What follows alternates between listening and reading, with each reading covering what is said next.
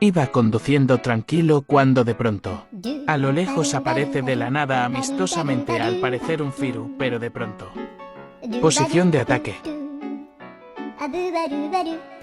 Das un paso más y te tumbo de la moto humano.